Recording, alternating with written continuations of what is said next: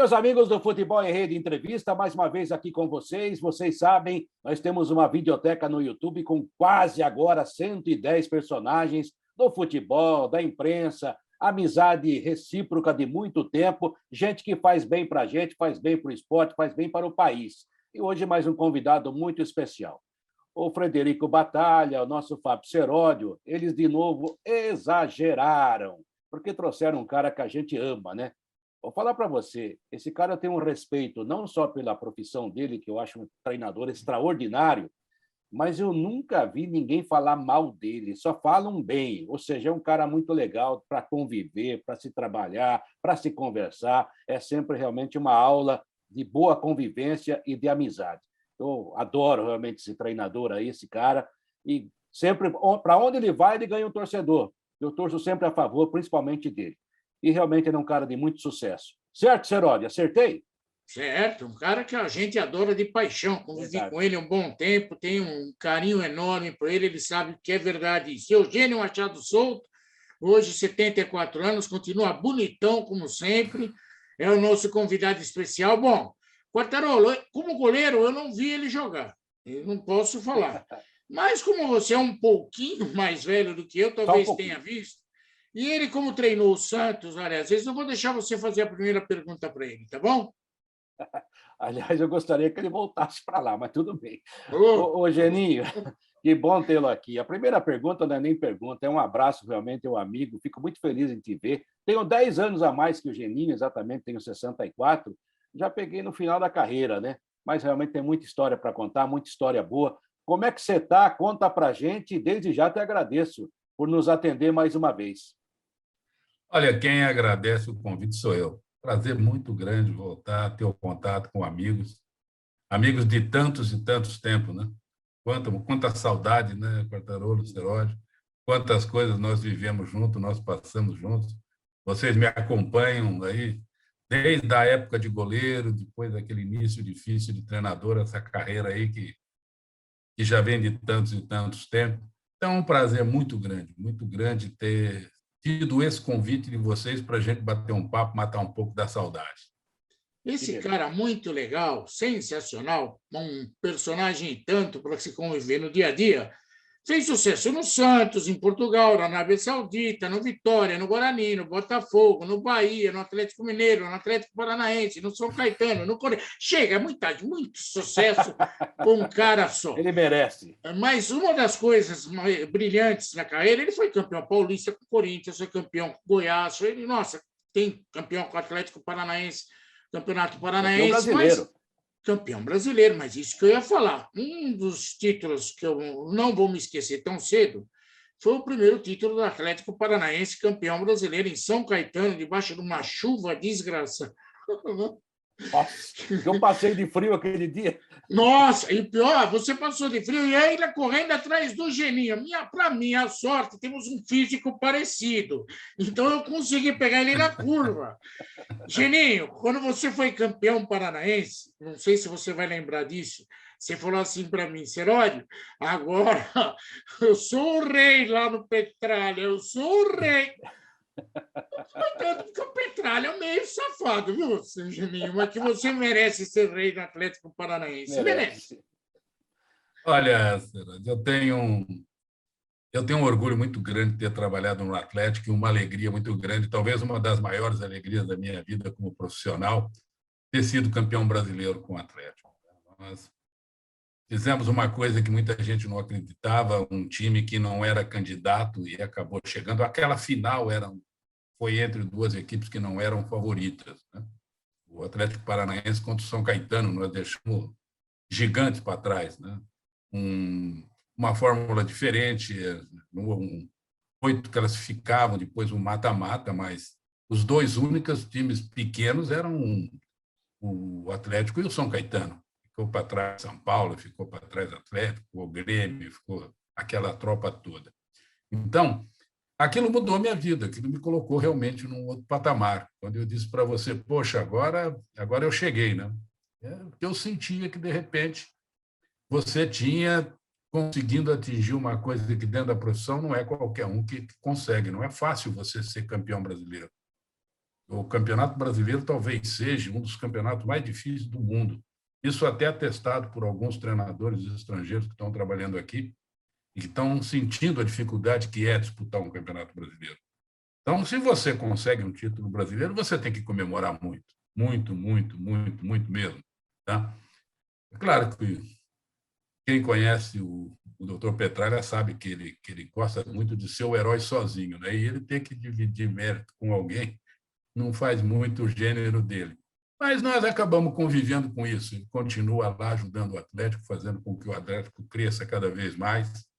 Eu tive a felicidade de passar outras vezes no Atlético e talvez, junto com esse título maravilhoso, uma coisa que me orgulho muito é o carinho que a torcida do Paraná tem por mim. Toda vez que eu vou a Curitiba, toda vez que eu encontro com alguém de Curitiba, por todos esses caminhos que eu ando pelo Brasil, gente que naquela época do título era garoto, né? Vem tirar foto, vem me abraçar junto com o pai, junto com o avô. E isso não tem dinheiro que pague, né? São essas coisas que fazem compensar todo aquele desgaste que a gente tem dentro do futebol. Essas alegrias acho que compensam muito. Não, eu vou falar um negócio para você, o Quartarolo vai comentar, mas eu preciso comentar um negócio rápido. Passei a gostar do Atlético Paranaense por causa do Geninho. Eu me considero torcedor do Atlético Paranaense por causa do Geninho. O Quartarolo, não. O Quartarolo é por causa do Petralha, né, Quartarolo? O Petralha, o Atlético Paranaense até me processou uma época aí, mas já passou, já foi arquivado, não conseguiram nada, mas realmente foi obra muito da assessoria de imprensa, que era ligada à torcida organizada do Atlético, né? Uma vez o São Paulo foi jogar lá, o Geninho, e o Muricy ficou um pessoal atrás do banco dele cuspindo nele o tempo todo, né? E eu disse, tem porcos aqui na torcida do Atlético. É claro que eu não quis dizer toda a torcida, né? E escrevi um texto no blog, que na época era no UOL e na Jovem Pan. E o UOL explodiu para todo o Brasil. E uma pessoa ligada à assessoria de imprensa era também de torcida organizada. Aí começaram a tirar contra mim de tudo quanto era lado. E na época o Petralha era... Na época ele mandava, mas ele continua mandando, sempre mandou. Aí ele me processou. Mas demorou 10 anos, a juíza arquivou, a juíza chegou à conclusão que eu fui apenas mal educado, que eu falei que o Atlético tinha porcos, mas que eu não cometi nenhuma injúria assim, que tivesse desabonado o clube, e eu gosto do Atlético Paranaense, e na época só tinha aquele meio estádio, né, Geninho? E que faltava fechar, e eu usei a expressão o maior meio estádio do mundo, eles ficaram pé da vida. Agora não, agora beleza, lindeza. Então tenho essa coisa com o Atlético, mas eu não guardo mágoa não, até porque eu separo os dirigentes da entidade, que é uma entidade maravilhosa. Você trabalhou lá, o Moraci Santana trabalhou lá, o Mário Sérgio, jogadores de alto nível. Aliás, desse time aí, campeão brasileiro, eu acho que das últimas vezes, né, até agora... De uns tempos esta parte até que apareceu, mas você tem uma dupla de ataque que era um negócio assim absurda, né? Alex Mineiro e o Kleber. Meu Deus do céu! Eu fico imaginando esses caras jogando hoje, Geninho. Olha, é aquilo que às vezes acontece, né? Algumas mágicas que você às vezes não explica. Me perguntam, como é que você conseguiu ser campeão com um time que você não tinha ninguém? Talvez o jogador mais conhecido que nós tínhamos dentro do elenco era o Souza, que tinha passado no São Paulo, né? O Meia. O resto eram tudo jogadores, que um tinha jogado aqui, outro tinha jogado ali. O próprio Alex tinha trabalhado comigo no Vitória da Bahia, depois passou pelo Cruzeiro. O Kleber veio lá do Maranhão, o Kleberson vindo lá de baixo, ninguém conhecia ninguém, né? O Ney tinha passado pelo São Paulo também. E daqui a pouco se encaixaram e aquele time acabou apresentando um futebol que surpreendeu realmente o Brasil inteiro. Era um time que jogava em 2001 o futebol que se joga hoje, né? Porque nós utilizávamos os 3 zagueiros, que hoje virou moda. Teve uma época que quem jogava com 3 zagueiros era escressado, né? O próprio Lazzaroni acabou sendo crucificado por ter utilizado 3 zagueiros. Mas aqueles 3 zagueiros deu certo. Eu fui campeão no Paraná um ano antes com os 3 zagueiros, utilizei no Atlético Paranaense e a coisa funcionou de uma maneira maravilhosa. E o Kleber e o Alex parece que tinham nascido um para o outro, eles se completavam.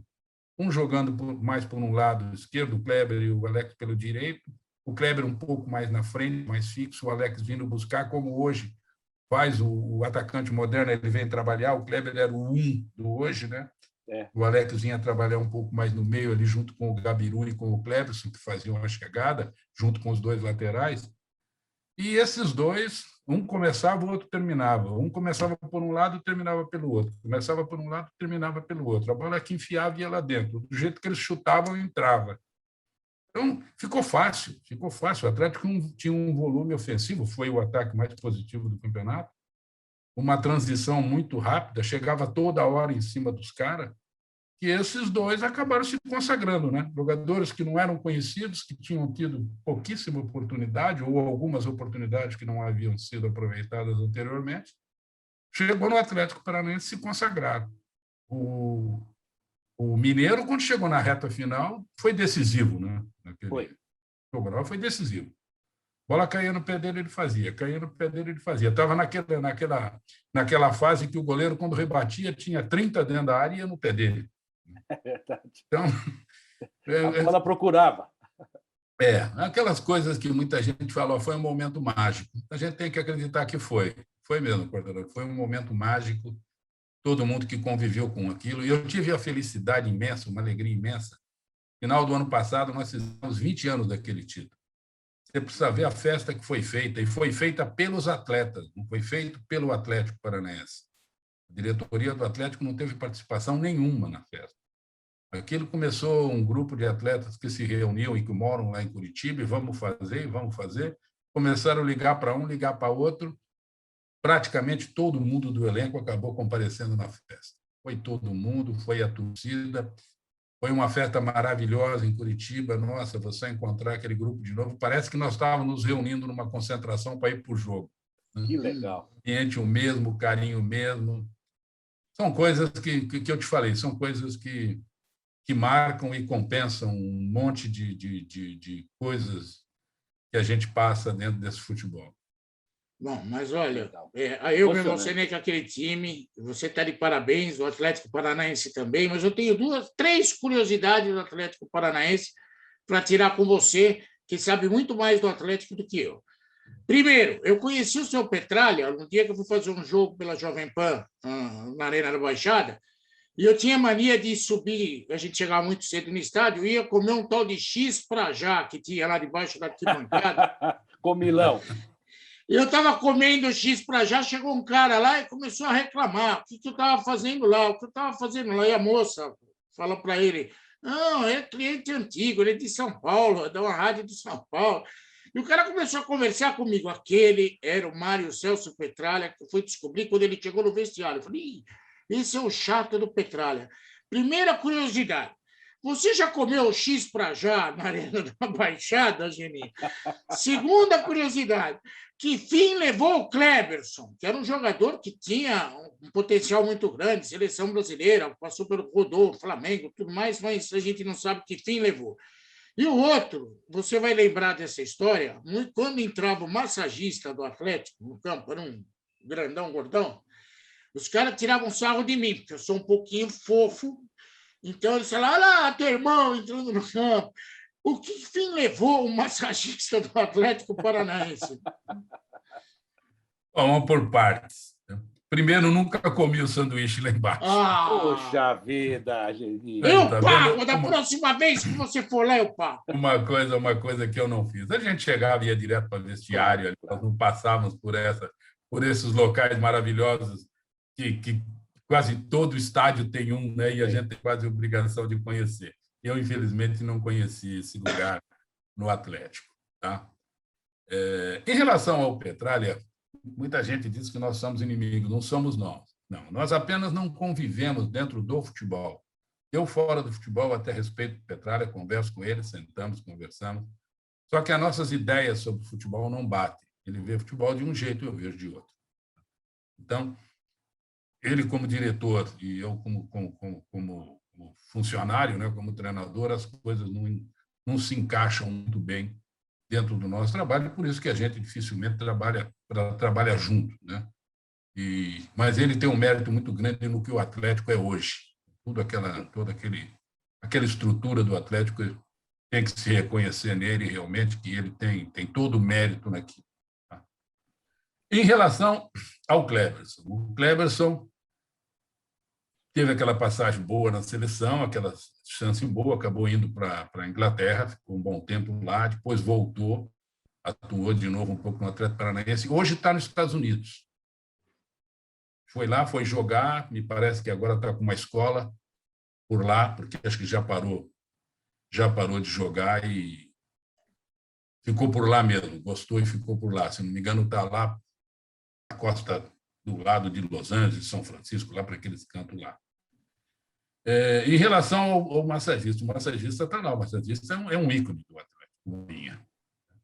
Bolinha teve um problema de saúde muito grave, coisa de uns 2, 3 anos atrás, quase que foi para o lado de lá, né?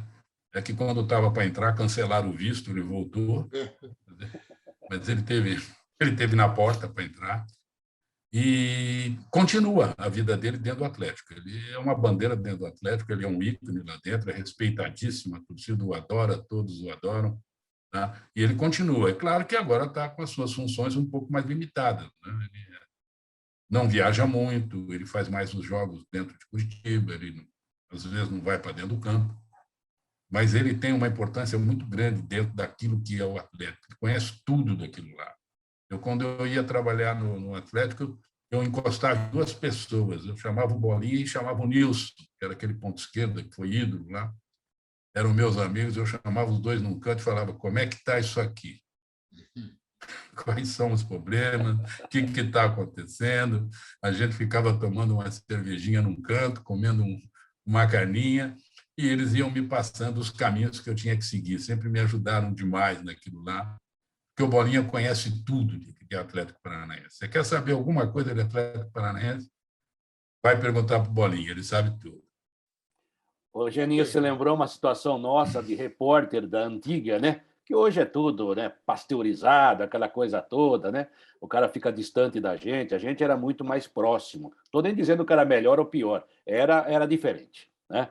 E a gente, cobrindo o clube, a gente falava muito com massagista e com médico e com porteiro, né? Porque esses caras sabem tudo o que acontece, é igual o cabeleireiro. São esses que sabem, são esses que sabem. O barbeiro, tinha o Dilon no Palmeiras, que era da administração, sabe? Então tem umas coisas, seu Paulino lá do Palmeiras também, no São Paulo, tinha o Gino Orlando, ele sabia todo mundo que passava daquele portão, não tinha jeito, né? Então a gente também funcionava dessa forma, e isso é relação humana. Agora, eu só não queria ficar falando só do Atlético Paranaense, não porque me processaram, porque a sua carreira é extensa demais, mas é que lá você foi muito feliz mesmo, e foi feliz em tantos times, né? Mas só mais uma coisa. Você tem consciência e sabe disso, a gente já conversou, que o Cleberson foi à Copa do Mundo pela sua mão, né? Por obra do Geninho, num trabalho de relação humana, vamos dizer assim, com o Scolari, foi isso? Mais ou menos. Eu sou muito amigo do Felipe, né? Nós convivemos junto no início de carreira do Felipe, lá em Caxias do Sul. O Filipão começou praticamente a carreira dele de treinador, indo com o time do Juventude para uma excursão que nós fizemos na Ásia, no Oriente Médio. O treinador era o Daltro Menezes. Uns 15 dias antes da excursão, o Daltro teve um problema cardíaco e o Filipão, que era quem cuidava das divisões de base, acabou indo, e a partir dali nós fizemos uma excelente excursão. Ele acabou seguindo a carreira dele, nós fizemos um relacionamento muito bom, temos até hoje um relacionamento muito bom. Quando terminou o campeonato, a seleção foi fazer um período de treinamento dentro do CT do Atlético, lá no CT. E nós estávamos conversando, e o Felipe, em conversa comigo, conversamos sobre vários aspectos. Ele me perguntou sobre o Cleberson. Ele havia visto o Cleberson jogar e ele precisava de um jogador com uma característica, e me perguntou. E eu falei para ele, pode levar que ele vai te ajudar. Ele é o que é hoje um volante moderno, ele vinha compor, ele marcava, ele pegava, ele saía, chegava na frente, ele encostava, jogava para um lado, pelo outro, fazia uma transição de bola de uma maneira maravilhosa, né, com uma personalidade muito grande. E ele falou, olha, usou até um termo que eu não vou usar aqui, ele falou, você não vai me ferrar, hein? Eu falei, pode levar. Entendeu. É com F também, né? Também. Ele falou, eu falei, pode levar que não vai ter problema. Tanto que Durante a Copa, ele estava tendo problema com o segundo volante meia dele. Nós tivemos um contato, ele falou, olha, eu estou pensando em pôr o teu jogador, ele faz aquilo que eu quero, pode pôr que faz. E ele acabou fazendo. Eu fiquei muito feliz em ter ajudado o Cleberson, ter ajudado o Felipe, ter ajudado a seleção. De uma maneira simples, eu apenas dei a minha opinião sobre o jogador que eu tinha, e era um reconhecimento em cima daquilo que o Cleberson tinha feito. Eu não inventei nada, não exagerei, eu não menti, eu falei apenas a realidade que o Cleberson podia fazer. E, graças a Deus, eu acertei, né? Bom para todo mundo, né? Não ferrou ele. Não. Nem ele a mim. Certo. Geninho, eu convivi com você no Corinthians, aliás, você foi campeão paulista no Corinthians ainda. Eu lembro de alguns momentos de apuro no Corinthians que nós passamos juntos, mas Quem a convivência, não teve, né, Seródio? a convivência era muito boa. A gente conversava antes do treino e, às vezes, tinha que se explicar depois do treino, porque o ambiente lá era um pouco mais fervilhante. Mas, além de ser campeão no Corinthians, você foi um cara que marcou pra caramba lá, porque os caras gostam de você até hoje. Não sei se você tem contato ainda hoje no Corinthians, os caras têm um carinho muito grande por você. Por você ser a pessoa que você é e pela relação que você teve com alguns jogadores que gostavam muito de você. Esse tipo de feedback você tem até hoje? Eu acho que isso é fundamental para quem quer ser comandante, para quem quer levar um grupo em cima de todo mundo ter a consciência de que o grupo está acima da individualidade e de que se ganha um, ganha todo mundo.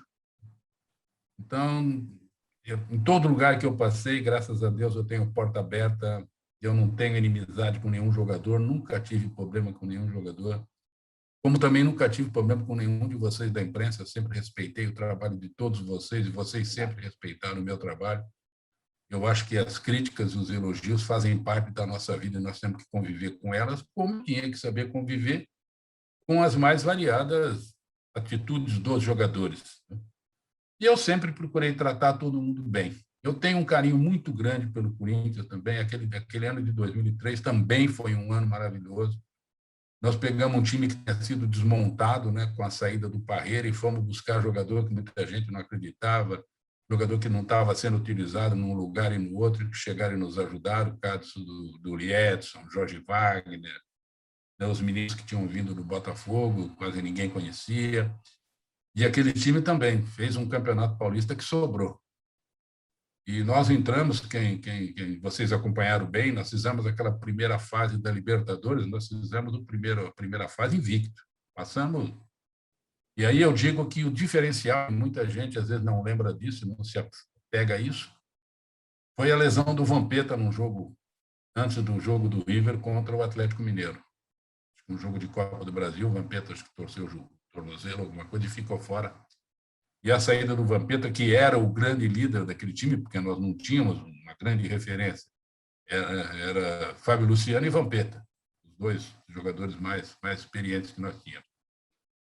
E o Vampeta fez uma falta muito grande, não só tecnicamente pelo que ele jogava, por aquilo que ele fazia no meio do campo, mas principalmente por controlar bem o grupo. Eu digo que se o Vampeta tivesse em campo, o Kleber não tinha sido expulso.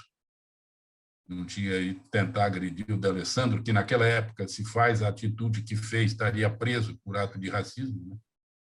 Mas naquela época não tinha isso, o Kleber se perturbou todo, atravessou o campo, foi lá, deu uma pancada, saiu, ficamos com 10.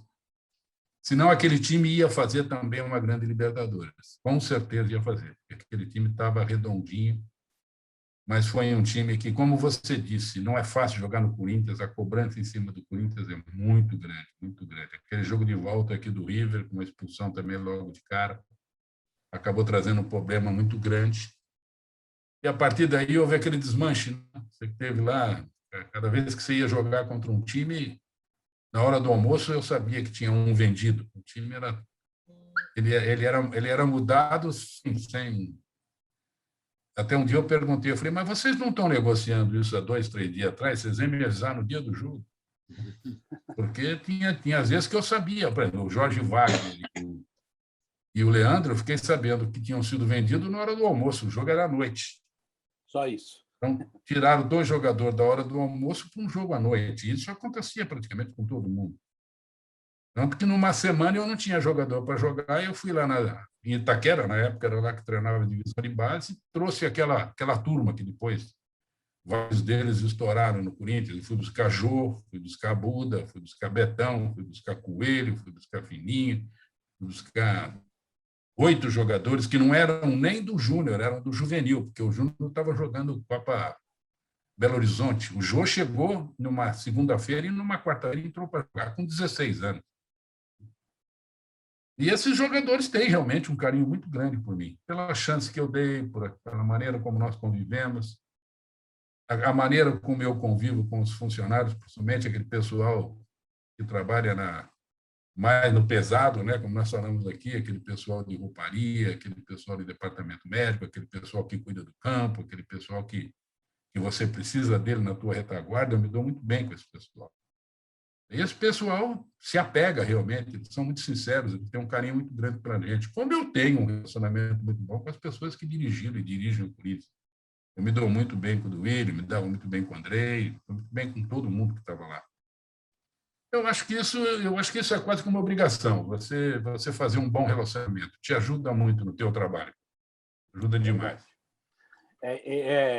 Eu moro em condomínio, você também, o seu Heródio também, né? E no ano passado, um senhor que era porteiro aqui se aposentou e se encontrou comigo e com a esposa na rua, né? Ele falou assim: poxa, senhor Luiz, eu queria falar com o senhor, eu estou indo embora, me aposentei. Eu queria dizer que eu queria muito agradecer ao senhor. Eu falei: mas por quê? Eu nunca te fiz nada. Todo dia o senhor falava bom dia, boa tarde, me tratava com carinho. O senhor não sabe o que é importante isso para a gente, porque a maioria nem olha para a gente, como se não existisse. Sabe? Então, é isso que você falou, né? Relação humana. As pessoas... O dinheiro é importante? Claro que é. Mas tem certas coisas que não têm preço, por isso que não tem preço, porque são coisas que a gente tem que fazer. E não era só o Corinthians. Pode falar. Não, que eu estou falando, você é só para completar isso que você falou. Você, como treinador do Corinthians, treinador de Santos, Atlético Mineiro, Flamengo, esse time grande, você tem um status que o pessoal acha que você é meio fora da linha. Então, esse pessoal mais simples, o fato de você tratá-los como um igual, você sentar, conversar com ele, ir lá cumprimentar... São iguais, né, Geninho? Para você é uma coisa simples, você não sabe o que vale isso para ele. Sim. Você tirar uma foto com uma pessoa dessa, é por isso que eu não nego foto, selfie com ninguém. Até hoje, que eu já não estou na ponta, né? Não estou em nenhum time de ponta, mas tem cara que me reconhece na rua. Pô, é o Geninho do Atlético, é o Geninho do Corinthians, é o Geninho daquilo outro. Posso tirar uma foto? Claro, ó, esse aqui é meu filho. Fala para o filho de 5 anos, ó, esse aqui foi campeão no time do pai.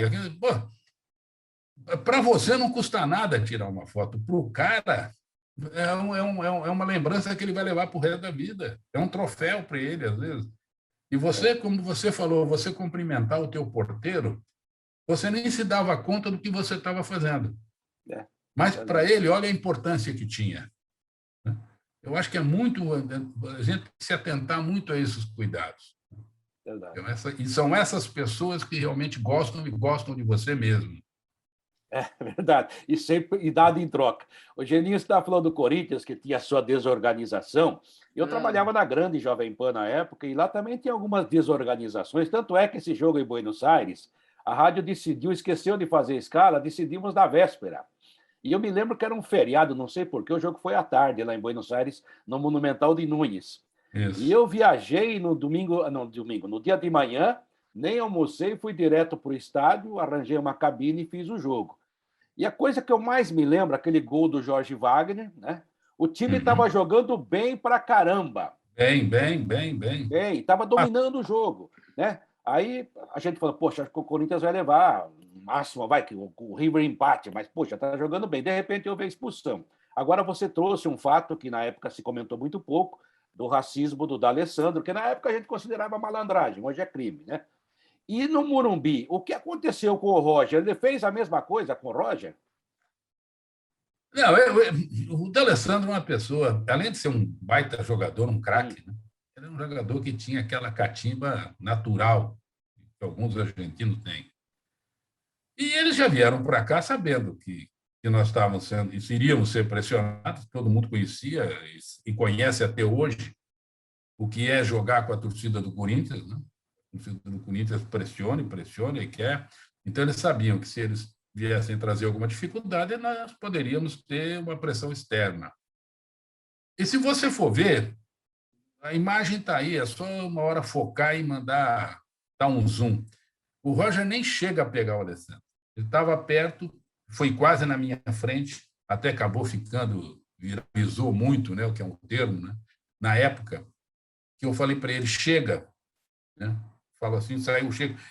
O D'Alessandro estava com a bola, mas era para o Roger, no termo do futebol, chegar, diminuir a bola, não dar espaço para o D'Alessandro fazer o passe. O Roger foi dar o tapa na bola, nem chegou na bola, o D'Alessandro deu um pulo e deu um grito como se o Roger tivesse pego a canela dele, o joelho dele. O juiz estava encoberto atrás, achou que isso tinha acontecido, colocou o coitado do menino para fora. E aquilo foi fundamental. Já era difícil, nós tínhamos que virar um resultado, ficar com um jogador a menos. O River um baita time, né? Não era um time bobo. Acabou jogando com o emocional do grupo. A expulsão lá já veio junto com a expulsão daqui, o problema acabou crescendo e nós acabamos ficando fora daquela. Mas foi uma malandragem muito bem feita. O menino acabou levando uma pecha que ele não merecia, porque se você for ver, ele nem pegar o D'Alessandro, ele pegou. Eu quero contar uma história aqui, que toda história tem dois lados. Então, o Geninho vai conhecer um lado dessa história que talvez ele não conheça. Eu estava em Caxias do Sul, Corinthians e Juventude, e o Juventude destrambelha a fazer gol no Corinthians, e eu do lado do banco, e o Geninho vira para mim, olhando para a minha cara, e falou assim, para mim deu. Quando ele falou isso, eu peguei, abri o microfone e falei, o Geninho está fora do Corinthians. E ficou, nossa, avacalhou. Ele falou para mim deu, bravo pra caramba. E então, foi pro vestiário, tem aquela baita confusão. O Cittadini era o diretor de futebol, o Cittadini veio e, imagina, ele não falou. Como não falou? Ele falou, tá, não tá, vai, não vai. Já estava tomada a decisão que o Geninho ia embora. Eu saí do estádio já dando a decisão que o Geninho ia embora, só não sabia como. E eu estava no mesmo hotel do Corinthians, em Caxias do Sul. Saí correndo do estádio, fui para o hotel.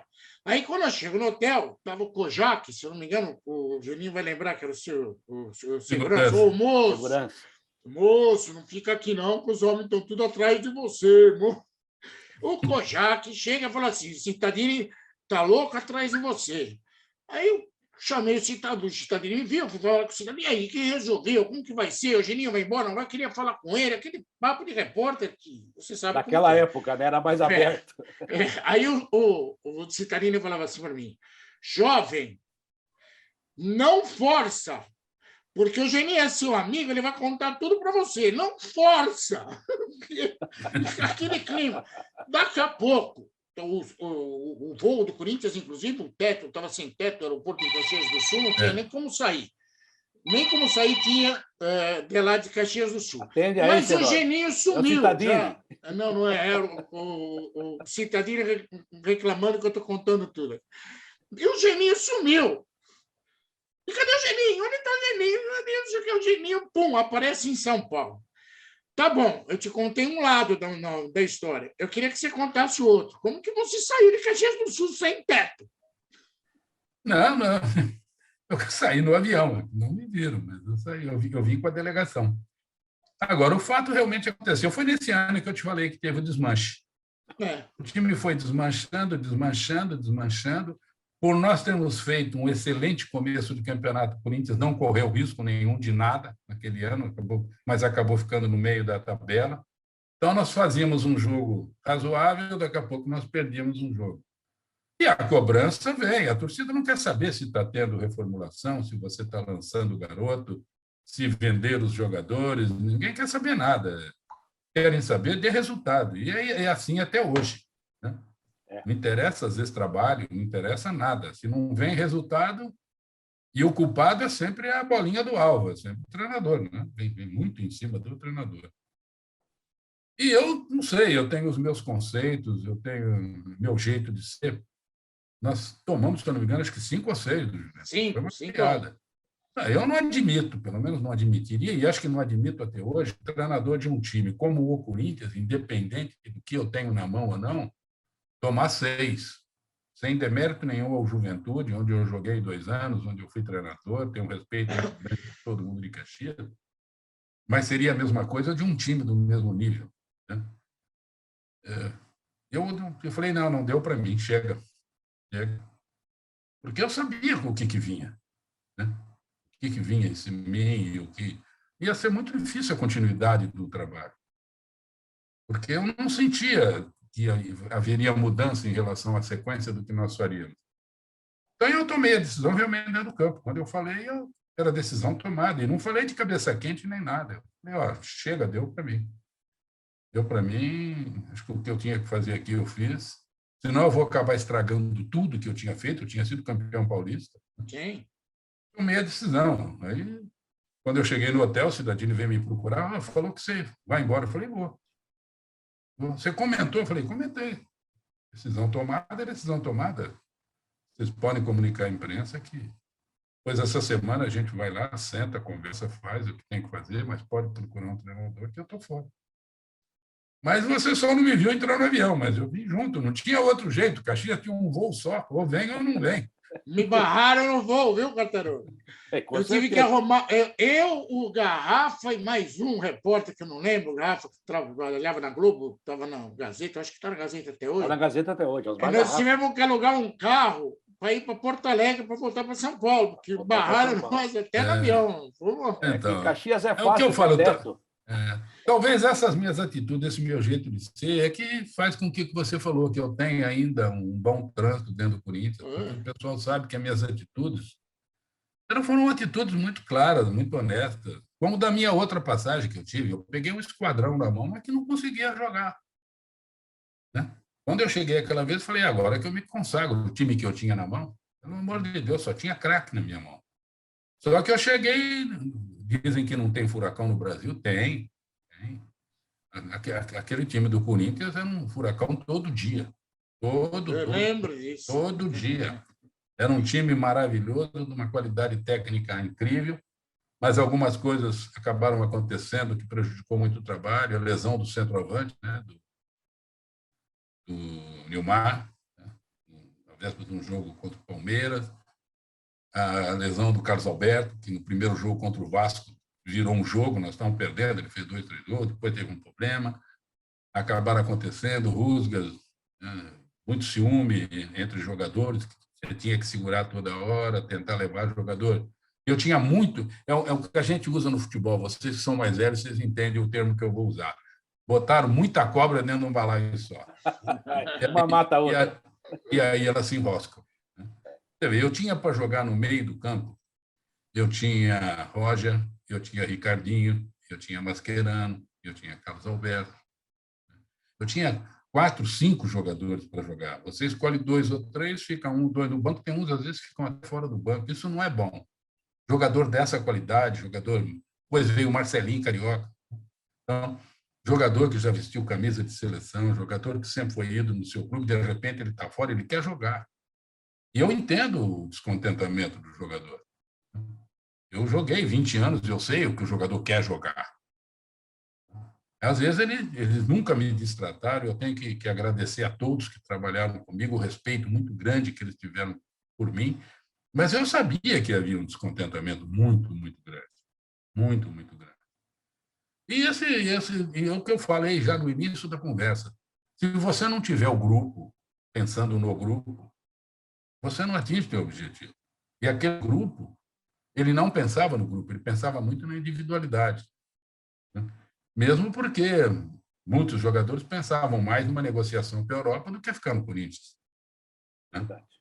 Então, não era o clube que estava em primeiro lugar, era a individualidade. Eu acho que todo mundo tem que pensar em crescer, numa negociação, em sair, mas, vamos ganhar para depois sair.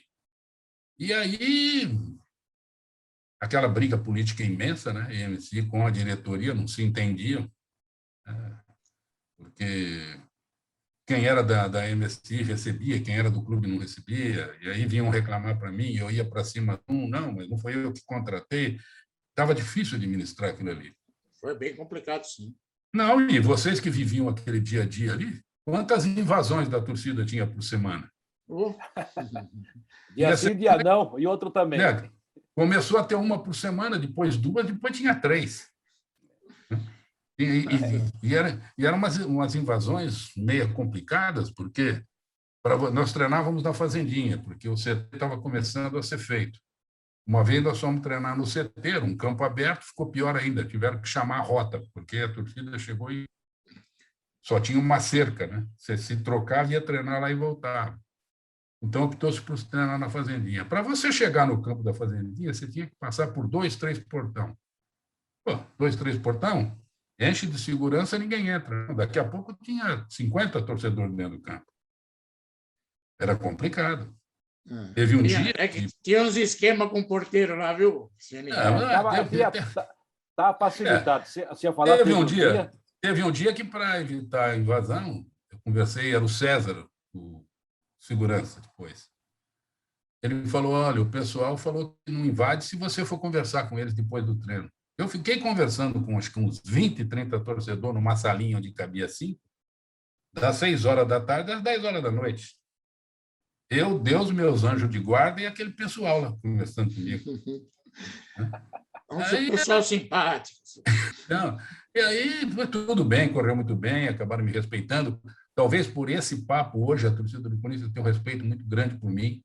Toda vez que eu vou jogar lá, sempre me respeitaram, tá? Mas chegou num ponto que não dava mais não. Era muita pressão. Aí, eu também, você vê, 2 vezes que eu tive no Corinthians, eu não fui, nunca eu dispensado pelo Corinthians. As 2 vezes eu pedi demissão do Corinthians. Você que demitiu o Corinthians. Porque eu me sentia desconfortável, né? Eu falei, não dá para eu tirar mais nada daqui. Eu não sou daquelas pessoas que fica amarrada ao dinheiro, amarrada ao contrato. Eu acho que se eu não estou rendendo, eu não me sinto bem. Se eu não estou também devolvendo a minha parte, se eu não estou me entregando da maneira que eu acho que eu posso, eu prefiro sair, né? Infelizmente, não que eu queira, porque eu tenho, como eu já disse, tenho um carinho muito grande pela instituição, por aquilo que o Corinthians me proporcionou, né? O fato de eu ter treinado o Corinthians me valorizou absurdamente como profissional, o fato de ter ganho um título no Corinthians, né? Tenho um carinho pela torcida, pelas coisas do Corinthians, mas, infelizmente, tem hora que você tem que fazer algumas opções, né? Verdade.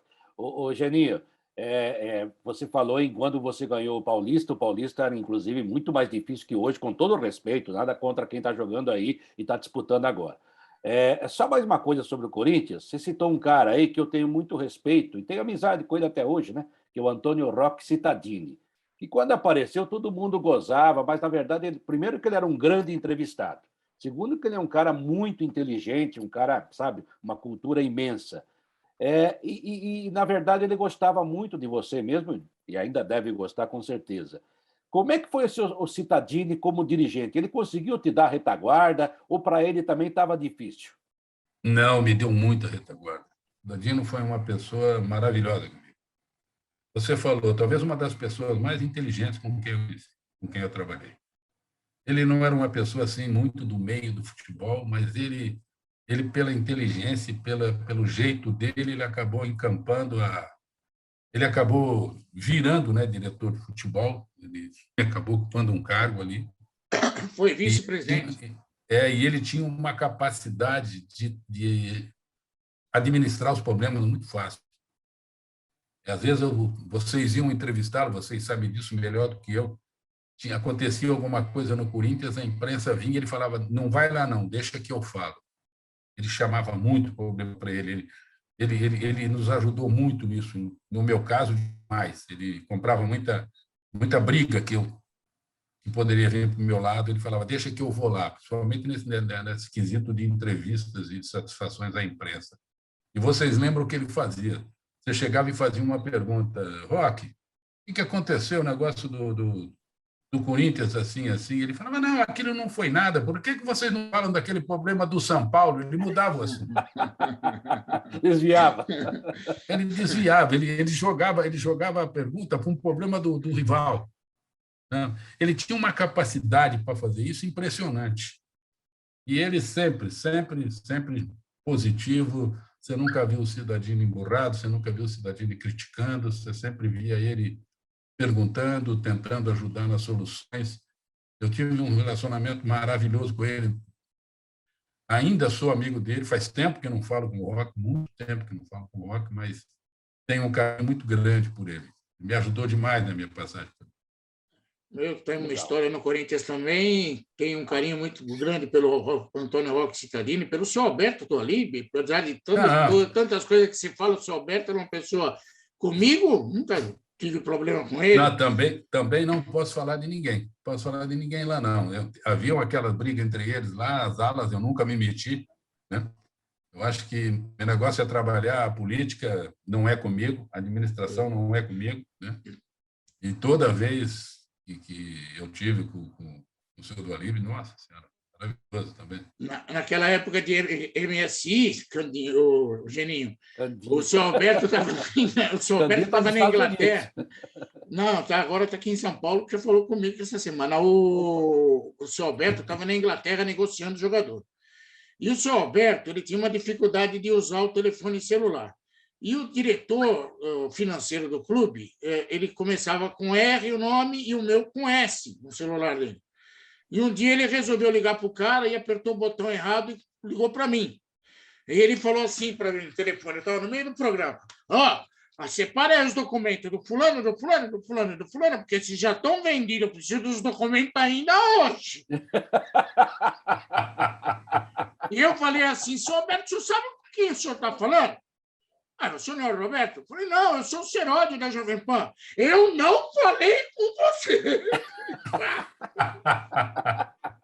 Ele era uma pessoa maravilhosa. Ele era um barato. Mas, mudando de pato para ganso, é o momento do desafio cultural do programa. Você foi campeão no Atlético Paranaense, no Corinthians, mas eu não me esqueço, você também foi campeão na Arábia Saudita. Então, por favor, escale o time que você foi campeão saudita de 1993, do 1 ao 11. Aí você quer muito. Eu tive uma passagem. Chama o Milton Neves, que ele escala.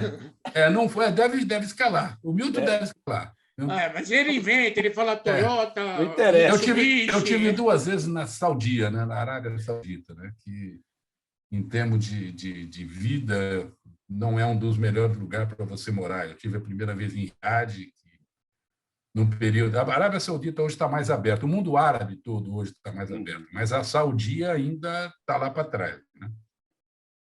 A mulher já não precisa usar muito a burca, aquela máscara no rosto, ela já pode dirigir, mas ela ainda tem muitas limitações. E na época que eu fui, mais ainda, até o homem, que eu não podia andar de bermuda. 45 graus, você tinha que andar de calça, aquela coisa toda, porque se você colocasse uma bermuda, eles queriam te prender. Mas eu fui muito bem na primeira passagem no Shabab. Eu ganhei praticamente todos os títulos, né? Copa do Príncipe, Copa do Rei, aquelas coisas todas. Fiz um time onde não tinha estrangeiro, eu só trabalhei com árabe, por isso que é um pouquinho mais difícil você escalar o time, né? Mas eles são todos Mohamed, Said, você vai falando umas coisinhas. Eu tive um jogador que, se você não esquece o nome, porque ele foi diferenciado, foi aquele que fez aquele gol que marcou na Copa, Said do Irã, meia, um morenão alto, pegou a bola no meio, jogaria em qualquer time brasileiro, mas eles não poderiam sair de lá. Né? Mas eu tinha um time bem arrumadinho lá, que me deu muita alegria. Né? Eu voltei de uns anos, voltei depois para um lugar melhor, que é Jeddah, já é uma outra cidade, beira de mar, uma outra cabeça. Depois de alguns anos, uma Arábia um pouco mais aberta. Foi muito bom ter trabalhado lá. Não ganhei nada com o Arli. Ganhei com o Shabab. Os títulos que eu ganhei na Arábia, eu ganhei com o Shabab. Mas ganhei títulos importantíssimos. Ganhei o que seria aqui ter ganho o Campeonato Paulista, a Copa do Brasil, o Campeonato Brasileiro. Né? Praticamente uma tríplice coroa eu fiz lá a primeira vez que eu passei. O Geninho, você sabe que eu quase fui preso. Não escalou o time, tá? Não escalou, não. Eu não lembro mais. Eu quase fui preso em Jeddah, quando eu desembarquei para um jogo de seleção brasileira. O Lazzaroni foi se despedir lá antes da Copa de 90. Da E fita que ele vai contar. eu estava na Rádio Record, e daí o Osmar Santos falou assim: leva uma fita e grava os jogadores lá, que vai ter o jogo de despedida do Zico. Aí fui na central, o cara me deu uma fita para gravar, né? Gravar a imagem. E nessa fita, o cara, ao invés de passar e apagar a fita, ele me deu a fita do jeito que estava, entregou. E na fita estava lá um programa pintando o set, que eram umas menininhas, pequenininhas, tudo de shortinho. E isso lá, nego, é pedofilia. E os caras pegaram aquela fita e foram ver. E perguntavam para mim o que tem na fita. E eu não sabia. Daí veio um secretário de um príncipe que tinha trabalhado com o Minelli, a pedido do Luiz Roberto, que hoje é narrador da Globo. Daí foram lá tentar me ajudar. Daí o cara falava um português bem enrolado. Eu falei assim... Ele falou, o que tem na fita? Eu falei, sinceramente, eu não sei. Mas me dá a fita. Até aí o cara já percebeu que eu era repórter, né? Que os caras da polícia lá, me dá a fita. O cara me deu a fita, eu fiz assim... Falei, no problema. Joguei no lixo. Aí eles começaram a dar risada. Foi a melhor coisa que você fez.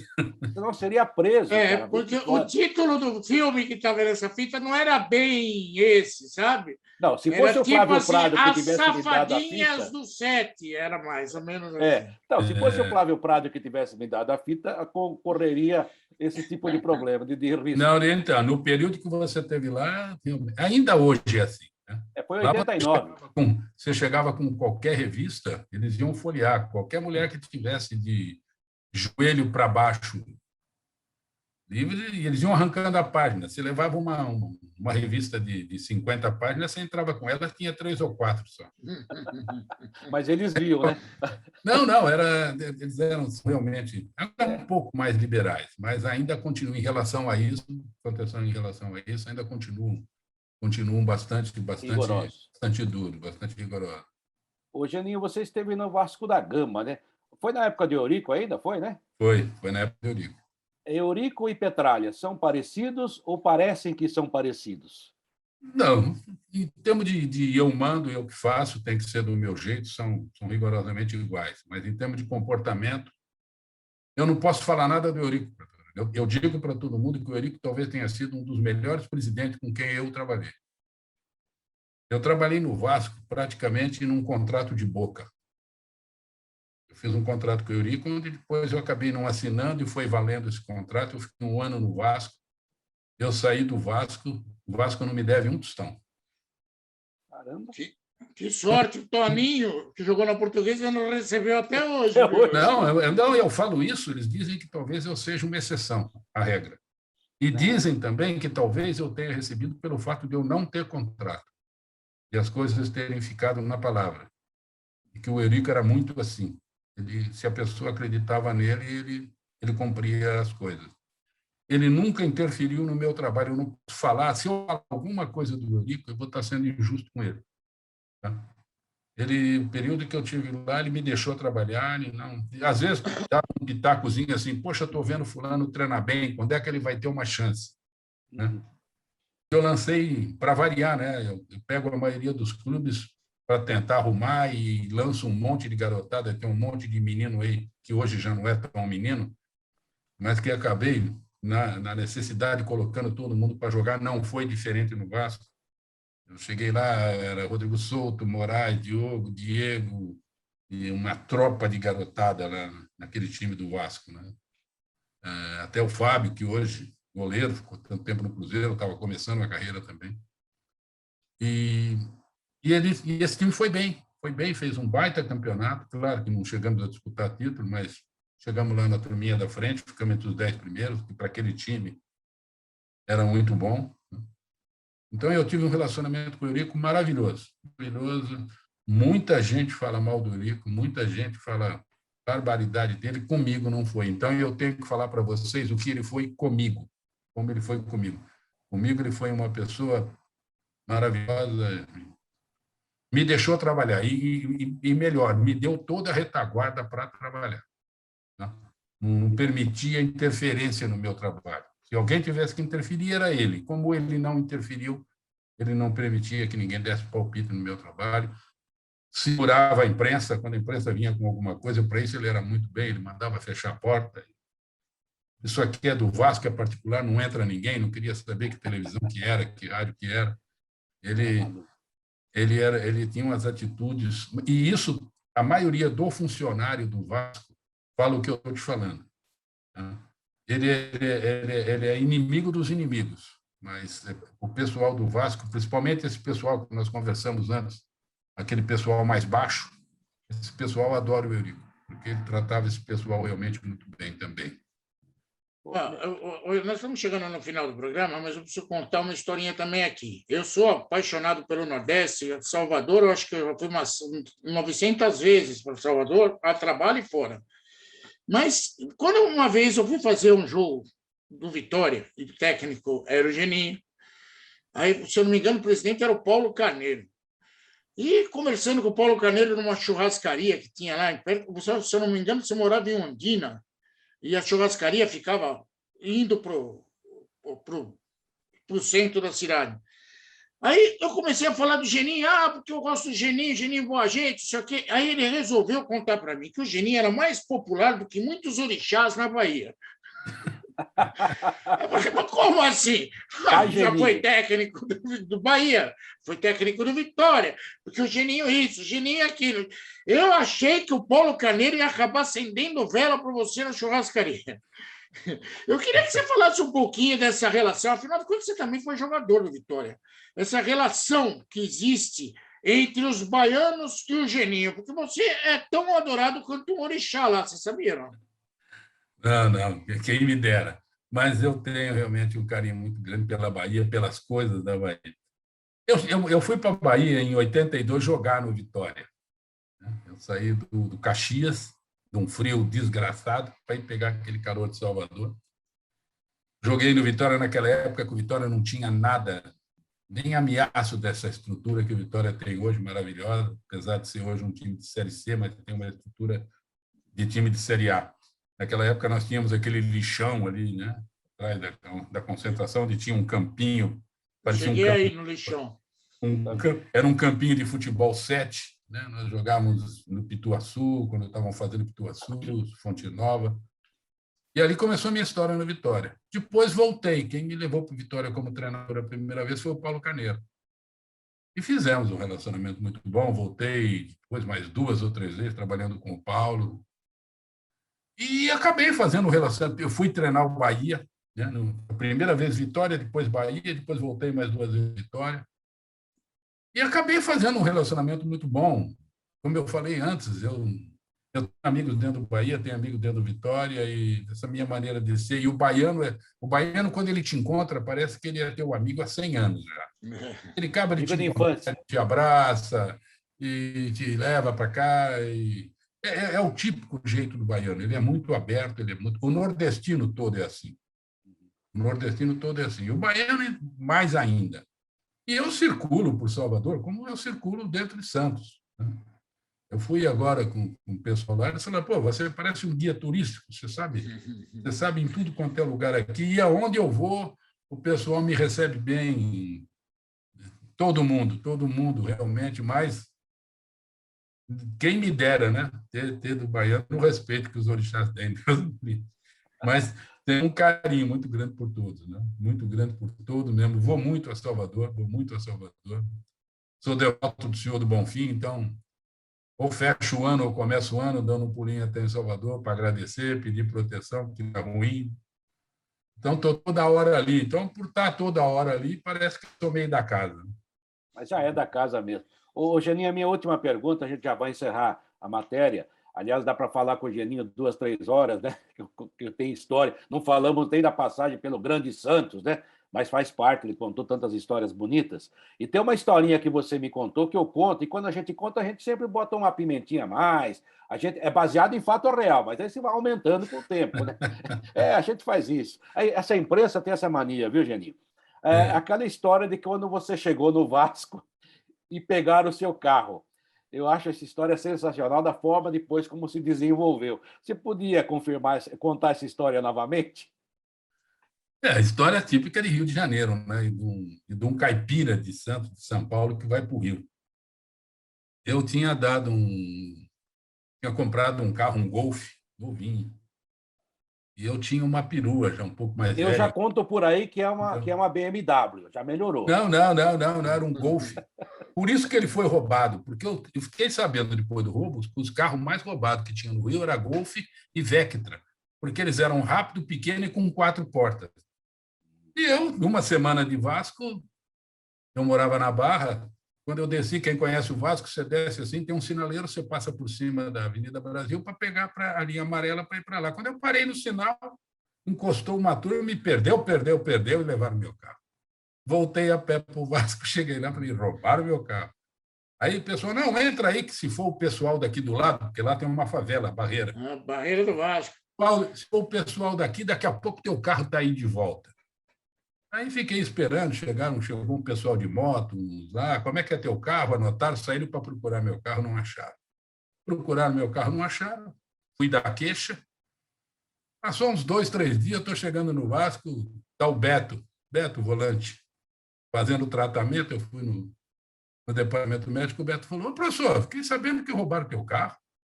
Falei, roubaram. E não acharam? Falei, não acharam. Não acharam mesmo, não. Falei, então, espera aí, passou a mão naquela época, que era Nextel. Aí fez uma ligação lá, como se ligasse para qualquer um. Fulano. Como é que está aí? Estou bem. Não, uma hora eu apareço, vou aí jogar uma peladinha, não sei o quê, tá, tranquilo. Bateu um papo com o cara, como a gente conversa normalmente no telefone. Roubaram o carro do professor, assim, não foi o pessoal daqui, vê se não foi a tua turma, mas um papo esquisito, assim. Tá bom. Desligou. Ele falou, olha, esse cara aí, ele lá tem, como é que é? Mundo Vermelho, amigo dos amigos, tem umas facções lá, né? E esse cara era chefe de uma dessas facções, diferente daquela que tem perto do Vasco. Aí eu falei assim, pô, mas você é amigo do cara? Ele falou, ele está preso lá em Bangu. E ele falou que vai falar para os caras ver se acha o teu carro. No dia seguinte, eu estou chegando lá, o Beto falou, acharam o teu carro. Só que teu carro está em tal lugar, assim, mas eu não sei não, professor, eu deixava teu carro lá, porque ele está cheio de buraco, cheio de bala, ele foi usado num roubo. Eu falei, então, larga o carro lá que o seguro vai pagar. Isso é história de um bobo que levou um carro que o bandido gostava para o Rio de Janeiro, né? Acho que acontece essas coisas até hoje lá, né? Menos vale que levaram o seu carro, né, Genil? Não teve briga. O cara chegou, parou num sinal, porque, segundo eles, eu fui parado num bonde, né? Os caras vieram com 2 carros, virou, que carrinho bonito aquele, vamos levar. Só o bobo aqui dentro, aquele que é o normal. Perdeu, leva embora. Claro. Eu tinha seguro, eu vou brigar com quem? Vou brigar com 3, 4 marmanjos com um revólver na mão? Leva o carro embora. E isso eu vou te falar, era sexta-feira, 7 horas da noite, num sinal movimentadíssimo na linha amarela. E eu torcendo para a polícia não chegar, porque se a polícia chega, tem tiroteio, né? Melhor não, né?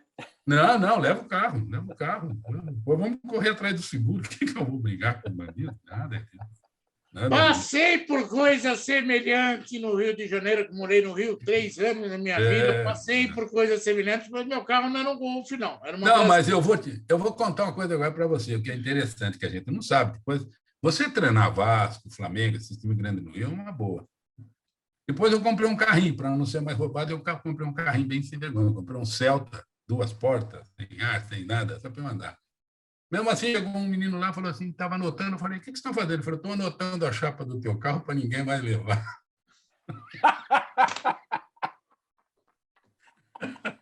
Estou anotando a chapa do teu carro que é para ninguém mais levar. Então, tá bom. Quer dizer, tem um cadastro para o crime? Esse não, esse sim. Aí os caras falaram, não, professor, quando chega aqui, já dá, os caras já sabem qual é o teu carro, qual é a chapa, qual é o modelo. Mas nada é tão emocionante do que ser repórter num jogo das 21h30 do Vasco em São Januário e ter que sair passando pela barreira do Vasco. Às 2 da manhã. Às 2 da manhã.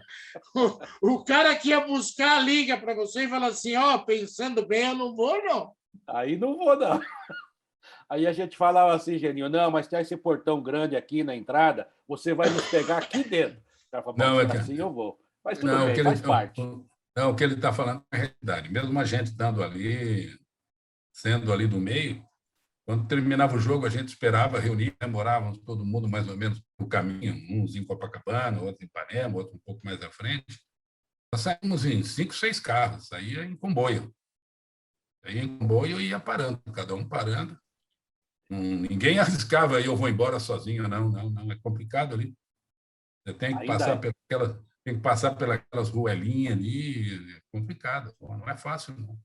Não, e não deve ter melhorado, infelizmente. Seródio, vamos dar um abraço do Geninho? Vamos dar um abraço, só vou falar um negócio. Pior do que a barreira do Vasco é você voltar de um jogo na Ilha do Governador, passar na frente do fundão na hora de um tiroteio. Isso também já aconteceu comigo. Você não é... Estou chegando à conclusão, Seródio, que você não é repórter esportivo, você é correspondente de guerra. Não, é pior Vai do que... para a Ucrânia agora. Eu sou tão ruim que os caras não conseguiram matar. Eu ia sobreviver a tudo isso. E olha que não é difícil de acertar, né, Seródio? Com esse tamanho aí, não precisa nem mirar, né? Olha, fui fazer um Botafogo e Corinthians na Ilha do Fundão, que, meu Deus do céu... Campo da Portuguesa? Você não sabe o que é desespero, mas tudo bem, cheguei vivo. Geninho, um beijo meu no teu coração. Você mora no meu coração. A minha esposa não cansa de lembrar de você. Eu só não lembro o nome da loja que vocês encontraram aqui, as duas Cristina. Mas vocês moram no meu coração, você pode ter certeza disso, pela convivência e pela pessoa sensacional que você é, Geninho. Obrigado, viu? E eu emendo também esse abraço para você, Geninho. A gente ama você realmente é da família, vamos colocar assim, né? E a parte boa, né? Porque a família, de vez em quando, dá umas escorregadas. É melhor evitar. Geninho, você não sabe a felicidade que eu tenho em te ver bem, disposto, querendo continuar trabalhando, afinal você tem tanto para nos ensinar, para dar ainda ao futebol brasileiro, é muito legal. E a gente agradece imensamente de coração a sua participação aqui no Futebol em Rede Entrevista, que, olha, as portas estão abertas, até porque você tem tanta coisa para contar e histórias legais e bacanas. Obrigado. Olha, mais uma vez, quem agradece de coração sou eu. Você não sabe o prazer que vocês me deram, a alegria que vocês me deram de poder vê-los bem, vê-los com saúde, vê-los falando daquilo que todos nós gostamos, que é futebol, né? E esse mesmo carinho que vocês têm por mim, pode ter certeza que eu tenho por vocês. Estou sempre à disposição. Na hora que vocês quiserem bater um papo, é só dar um alô, a gente volta para fofocar um pouco, falar mal da vida dos outros, né? Não fala mal de ninguém. E dar um pouquinho de risada. Mas foi um prazer muito, muito grande mesmo. Obrigado pelo convite. Obrigado a você. Aliás, beijo no seu coração. Aquela velha frase do amigo Flávio Prado, que também, eu vou falar para você, viu? Ele fala assim, é melhor falar de mal por trás, porque as pessoas ficam bravas na frente, né? Então é melhor falar por trás. O Geninho, eu com 64 anos, Geninho vai entender, o senhor logo vai entender. A gente se emociona muito fácil, estou emocionado mesmo, tem lágrimas nos meus olhos. A gente vai envelhecendo, vai dando valor para as coisas reais. Nossa. Dando valor para as coisas reais. Porque aí você vai separando o joio do trigo e vai ver quem realmente gosta de você e que fica com você. E tem uns amigos aí que ficam com o joio, né? Pelo amor de Deus, né? Gente, vocês estão vendo, é uma festa de amigos mesmo. Futebol em Rede Entrevista, ouvindo hoje, mostrando para você, conversando com o Geninho, uma pessoa extraordinária, como ser humano, como profissional, amigo da gente e amigo do futebol, amigo do esporte, faz bem para a gente. Obrigado, gente. Valeu. Um abraço, gente. Um abraço.